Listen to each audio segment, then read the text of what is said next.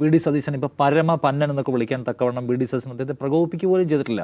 ഗുരുവിൻ്റെ ലൈനിന് പുറത്താണ് നിങ്ങൾ പോയിക്കൊണ്ടിരിക്കുന്നത്. വളരെ എന്താ പറയുന്നത്, ലിമിറ്റഡ് ആയിട്ടുള്ളൊരു വാചകം മാത്രമാണ് സതീശൻ പറഞ്ഞത്. ആ സതീശനെ മാത്രം പന്നൻ എന്ന് വിളിച്ച് അദ്ദേഹം ആക്ഷേപിക്കുകയാണ്. സതീശനെയും അദ്ദേഹത്തെ എന്ന് വെച്ചാൽ പരമാവധി പ്രകോപിപ്പിക്കുകയാണ്.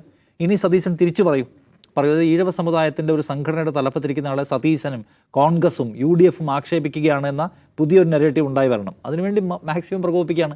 അല്ലെങ്കിൽ എന്താണ് സതീശൻ പറഞ്ഞ വാചകം എന്താണ്, നിങ്ങൾ ഗുരുവിൻ്റെ ലൈനിലല്ല, നിങ്ങൾ അരുതാത്തതാണ് പറയുന്നത് എന്നാണ് അദ്ദേഹത്തെക്കുറിച്ചുള്ള കമൻറ്റ്. അത് പറഞ്ഞത് വേറെ ആരൊക്കെയുണ്ട്? CPM സംസ്ഥാന സെക്രട്ടേറിയറ്റ് പറഞ്ഞല്ലോ ഗുരുവിൻ്റെ SNDP ലൈൻ ഇതല്ലാന്ന്. എന്തുകൊണ്ടാണ് CPM സംസ്ഥാന സെക്രട്ടേറിയറ്റിൻ്റെ സ്റ്റേറ്റ്മെൻറ്റിനെതിരെ വെള്ളാപ്പള്ളി ആഞ്ഞടിക്കാത്തത്? ഗുരു പഠിപ്പിച്ച പാഠം ഇതല്ല എന്ന് CPIM സംസ്ഥാന സെക്രട്ടേറിയറ്റ് അംഗമായ M സ്വരാജ് ഫേസ്ബുക്കിലിട്ടല്ലോ. എന്തുകൊണ്ടാണ് വെള്ളാപ്പള്ളി അതിനെതിരെ ഉറഞ്ഞു തുള്ളാത്തത്?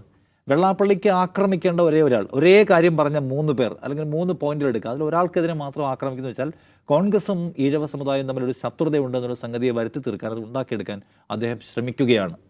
അപ്പം നമ്മളതിനെക്കുറിച്ച് നേരത്തെ ഡീറ്റെയിൽ ആയിട്ട് സംസാരിച്ചാണ്. എന്താണ് ഇതിൻ്റെ പദ്ധതി, അതിൻ്റെ ബെനിഫിഷ്യറി ആരാണ്, അതിൻ്റെ ഇമ്മീഡിയറ്റ് ബെനിഫിഷ്യറി ആരാണെന്ന് ചോദിച്ചാൽ ആരാണെന്ന് നമുക്ക് ഊഹിക്കാവുന്നേ ഉള്ളൂ. ഇതിനു മുമ്പ് അദ്ദേഹം വിദ്വേഷം പറഞ്ഞിറങ്ങി 2006, 2005, 2006 കാലത്ത് ഇതിന് നേട്ടം ഉണ്ടാക്കിയത് LDF ആണ്. UDF നഷ്ടപ്പെടുന്ന വോട്ടുകളുടെ കണക്ക് നമ്മൾ മധ്യ കേരളത്തിൽ കണ്ടതാണ് BDJS ഉണ്ടായപ്പോൾ.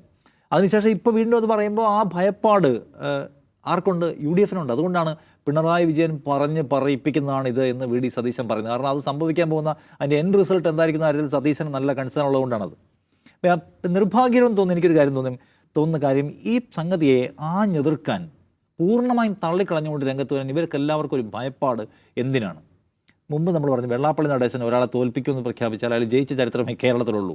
വെള്ളാപ്പള്ളി ഒറ്റ ഓർഡർ ഇട്ടുകൊണ്ട് അങ്ങനെ ഒരാളെ തോൽപ്പിക്കാൻ കഴിയുന്ന തരത്തിലുള്ള സമുദായ നേതാക്കന്മാർ ആരുടെ ഇല്ല. അങ്ങനെ സമുദായത്തിൻ്റെ നേതൃത്വത്തിൻ്റെ തിട്ടൂരത്തിനനുസരിച്ച് NSSലോ SNDPയിലോ വേറെ ഏതെങ്കിലും ഒരു സംഘടനയിലോ മുസ്ലിം സംഘടനകളിൽ പോലും ആരെങ്കിലും ഉണ്ടെന്ന് എനിക്ക് തോന്നുന്നില്ല.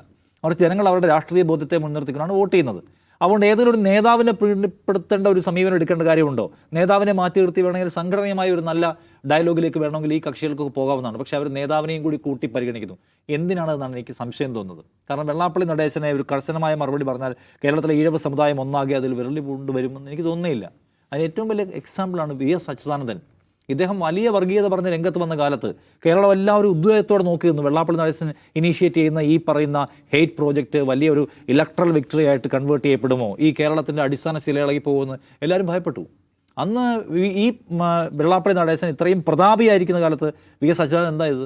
അദ്ദേഹം തിരുവനന്തപുരം മുതൽ എറണാകുളം വരെയുള്ള സകല വേദികളിലും നടന്ന ഈ വെള്ളാപ്പള്ളി നടേശനെ പൂർണ്ണതോതിൽ തള്ളി പറഞ്ഞു. അദ്ദേഹം മുന്നോട്ട് വെക്കുന്ന ഹെയ്റ്റ് പൊളിറ്റിക്സിനെ അദ്ദേഹം കൃത്യമായി അഡ്രസ്സ് ചെയ്ത് തള്ളി പറഞ്ഞു. എന്നിട്ട് ഈ മൈക്രോ ഫിനാൻസ് തട്ടിപ്പ് കേസിൽ ഇയാളെ പൂട്ടുമെന്ന് ആവർത്തിച്ച് VS പറഞ്ഞു. എന്നെ ഏറ്റവും കൂടുതൽ മുറിവേൽപ്പിക്കുകയും വേദനിപ്പിക്കുകയും ചെയ്ത് VS അച്യുതാനന്ദനാണെന്ന് വെള്ളാപ്പള്ളി തന്നെ ഒരു ഘട്ടത്തിൽ പറഞ്ഞിട്ടുണ്ട്. എന്നിട്ട് VS അച്യുതാനന്ദൻ്റെ അടിവേരളകിപ്പോയോ? നമ്മൾ കഴിഞ്ഞ ദിവസം കണ്ടല്ലോ, കേരളം ഒട്ടാകെ VS അച്യുതാനന്ദൻ്റെ ഭൗതികദേഹം കാണാൻ വേണ്ടി കൂടെ നിൽക്കുന്ന മനുഷ്യന്മാരെന്ത് മാത്രമാണെന്ന്. VSൻ്റെ അതിനകത്തുള്ള ബേസ് ഇളകിപ്പോയോ? പ്രത്യേകിച്ച് ഈഴവ സമുദായത്തിനകത്ത് പോലും VSനുള്ള അടിവേര് തകർന്നു പോയില്ല എന്ന് മാത്രമല്ല, ആ തെരഞ്ഞെടുപ്പിൽ LDF ജയിക്കുക കൂടി ചെയ്തെന്നുള്ള ആരും ഓർക്കണം. സോ അതുകൊണ്ട് LDFനും ആ തെരഞ്ഞെടുപ്പിൽ LDFനും അടിയളയി പോയിട്ടില്ല എന്ന് മനസ്സിലാക്കണം. അതുകൊണ്ട് എന്തുകൊണ്ടാണ് വർഗീയതയെ പയറ്റാൻ ഇറങ്ങി വരുന്ന മനുഷ്യർ അവരുടെ ഒരു പ്ലാൻ വർഗീയത വെച്ചുകൊണ്ട് കേരളത്തിൽ ഡിവൈഡ് ഉണ്ടാക്കി രാഷ്ട്രീയ ലക്ഷ്യങ്ങൾ നേടാമെന്ന് വിചാരിച്ച് വരുന്ന മനുഷ്യരോട് കണിശ സ്വഭാവത്തിൽ സംസാരിക്കാൻ ഇവർ ഭയപ്പെടുന്ന എന്തുകൊണ്ടാണ്? VD സതീശനെ പോലുള്ള ആളുകൾ ഇപ്പോൾ ചെയ്യേണ്ടത് എന്താണ്? നിങ്ങൾ ഈ പറയുന്നത് എന്ന് പറയുന്നത് വർഗീയതയാണ്. ഈ വർഗീയതയ്ക്ക് ഈ നാട്ടിൽ ഇടം കിട്ടാൻ പോകുന്നില്ല എന്ന വളരെ കൃത്യമായ നിലപാട് സ്വീകരിക്കാൻ ഭയപ്പെടേണ്ടതില്ല. ഓരോ പാർട്ടിയിൽ നിന്ന് നമ്മൾ പ്രതീക്ഷിക്കുന്നതാണ് ആ പാർട്ടിയും അതിൻ്റെ നയനിലപാട് ഉയർത്തിപ്പിടിച്ചുകൊണ്ട് ശക്തമായി നിൽക്കുന്നതാണ്. കോംപ്രമൈസ് എന്നുള്ളതല്ല. ഈ വിഷയത്തിൽ നമുക്ക് CPMനെ വിമർശിക്കേണ്ടി വരുന്നത് എന്തുകൊണ്ടാണ്? CPM വെള്ളാപ്പള്ളി നടേശൻ്റെ വർഗീയതയോട് പൂർണ്ണമായ അനുഭാവത്തിൻ്റെ ഒരു സമീപനം എടുത്ത് മാറി നിൽക്കുകയാണ്. പറഞ്ഞോളൂ എന്ന മട്ടുപോലെ എടുക്കുന്നതായിട്ട് വേണമെങ്കിൽ കടത്തി പറയാം. കാരണം ഇങ്ങനെയല്ല CPM അതിനെ പ്രതിരോധിക്കേണ്ടത്. അപ്പോൾ CPM ഒരു മതനിരപേക്ഷ ജനാധിപത്യ പുരോഗമന പാർട്ടി എന്ന് അവകാശപ്പെടുമ്പോഴും ആ പൊസിഷനിൽ നിൽക്കാതെ ഇലക്ട്രൽ പൊളിറ്റിക്സിനകത്തേക്ക് കാലിപ്പുറത്തേക്ക് മാറ്റി വെച്ച് തരം കോംപ്രമൈസ് എടുക്കുകയാണ്. അങ്ങനെ കോംപ്രമൈസ് എടുത്താൽ അതിൻ്റെ ആത്യന്തികമായ ഫലം എന്തായിരിക്കും? അത് CPM ആലോചിക്കണം, കോൺഗ്രസും ആലോചിക്കണം. ഇതിൻ്റെ അവസാനത്തെ വിളവെടുപ്പെല്ലാം മാരാർജി ഭവനിലാണ്. അത് മനസ്സിലാക്കി കേരളത്തെക്കുറിച്ച് കൺസേണുള്ള പ്രതീക്ഷകളുള്ള ആളുകൾ ചെയ്യേണ്ടത് ഇതിനെ ആഞ്ഞെതിർക്കുക, ഇതിനെ തുടക്കത്തിലെ തടയുക എന്നാണ്. നിർഭാഗ്യവശാൽ അത് കാണുന്നില്ല. ഇപ്പോൾ പോലും മയപ്പെട്ട പ്രതികരണങ്ങളാണ് അവിടുന്ന് ഇവിടുന്ന് എല്ലാം വരുന്നത്. അത് വെള്ളാപ്പള്ളിയെ കൂടുതൽ ആവേശഭരിതനാക്കുന്നുണ്ട്. പിന്നെ ഒരു കാര്യമുണ്ട് കേട്ടോ, വെള്ളാപ്പള്ളി ഇതിനകത്ത് ഒരു ഘട്ടം കഴിഞ്ഞാൽ അതിന് വേറൊരു ഡയമെൻഷൻ കൂടിയുണ്ട്. വെള്ളാപ്പള്ളി ശ്രമിക്കുന്നത് കോൺഗ്രസുമായിട്ടൊരു വളരെ വിസിബിളായ ഉരസലുണ്ടാക്കാനാണ്. വേണമെങ്കിൽ അദ്ദേഹത്തെ അവഗണിച്ച് കളയുകയും ചെയ്യാം, അതിൽ നിന്ന് കൊടുക്കാതിരിക്കുകയും ചെയ്യാം. ആ സ്ട്രാറ്റജി ആയിരിക്കും എടുക്കുന്നുണ്ടാവുക. പക്ഷേ ഇതിങ്ങനെ ആളുകൾ കേട്ടുകൊണ്ടിരിക്കുകയാണല്ലോ. ഈഴവ സമുദായത്തിൽ നിന്നും പുറത്തുനിന്നും ഒക്കെയുള്ള ആൾക്കാർ ഈ പറഞ്ഞ വ്യാജങ്ങൾ മുഴുവൻ കേട്ടുകൊണ്ടിരിക്കുകയാണ്. 10 പേര് കേൾക്കുമ്പോൾ ഒരാൾ വിശ്വസിക്കുക. അതാണ് എപ്പോഴും സംഘിൻ്റെ സ്ട്രാറ്റജി. 10 പേര് കേൾക്കുമ്പോൾ എല്ലാവരും ഓർക്കും ഇത് നുണയാണല്ലോ, ആരും വിശ്വസിക്കാൻ പോകുന്നില്ലെന്ന്. ഒരാൾ വിശ്വസിക്കും. അതുകൊണ്ടാണ് ശബരിമലയിലെ പണം എടുത്ത് ഇപ്പോഴും മദ്രസയെ പെൻഷൻ കൊടുക്കുന്നുണ്ടെന്ന് വിചാരിക്കുന്ന വാട്സാപ്പ് ഫോർവേഡിൽ നമുക്ക് വരുന്നത്. വിശ്വസിക്കുന്നവരുണ്ട്. അപ്പോൾ ആ അപകടം മനസ്സിലാക്കി സ്ട്രോങ് ആയ പൊസിഷൻ എടുക്കാൻ എല്ലാവരും തയ്യാറായിരുന്നെങ്കിലെന്നാണ് ഞാൻ ആശിക്കുന്നത്.